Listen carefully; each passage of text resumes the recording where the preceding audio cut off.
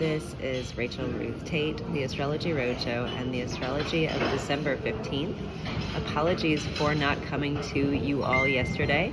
That is Mercury stationing direct in my 5th house of creative things, and it was retrograde stationary yesterday, so there was a disruption, a delay, or just in general a missed appointment that I had with you guys, so hopefully that doesn't happen anytime soon.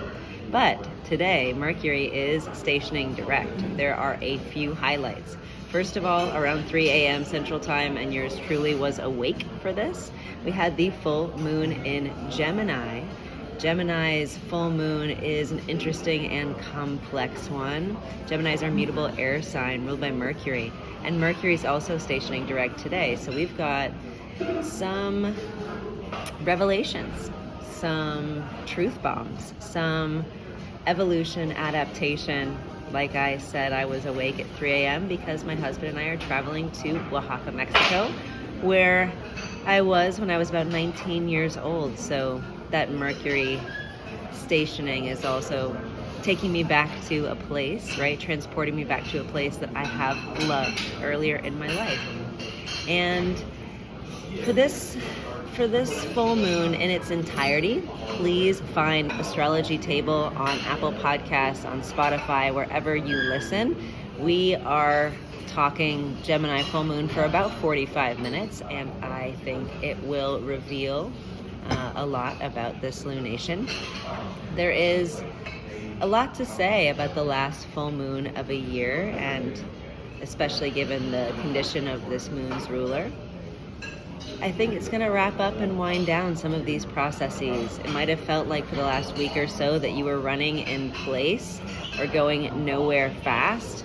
I was so busy and yet did so little technically, or went so few places, that it was kind of intense. But with Mercury moving, we're all about to get moving too. So Mercury will station direct at 6 degrees of Sagittarius at 3 p.m. So about 12 hours after that full moon. And this will color the lunar cycle. This is going to be a lunar cycle of pivots, of transformation, of some sort of downloads or aha moments. The moon in Gemini will square Neptune. That's its closest aspect, is a square to Neptune in Pisces.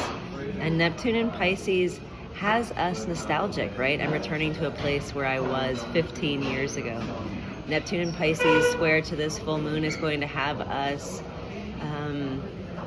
perhaps dreaming of the future, envisioning the changes that we are making to the way we express ourselves, especially with this Mars retrograde in Leo. And the moon will then enter Cancer just before Mercury stations direct at 1:20 p.m. Central Time. And Cancer is the moon's home sign. It is comfortable there. And once this Mercury stations direct around 3 p.m., I think we're going to feel much more optimistic than we have in a while. So feeling like things can and will move ahead, like the progress we're making, like it counts. And also like we just have the provisions that we need to make ourselves comfortable in this moment. And that's always a good thing. The moon then in Cancer will square the North Node in Aries and the South Node in Libra. And it's at the bending, right? So the moon at the bending, especially the day that Mercury stations, I wouldn't be surprised if we are being swayed, tipped, or if we decide to pivot, because with every truth bomb, with every download, with every God nod, there is an action required to implement it. So happy implementing, happy Sunday, happy full moon.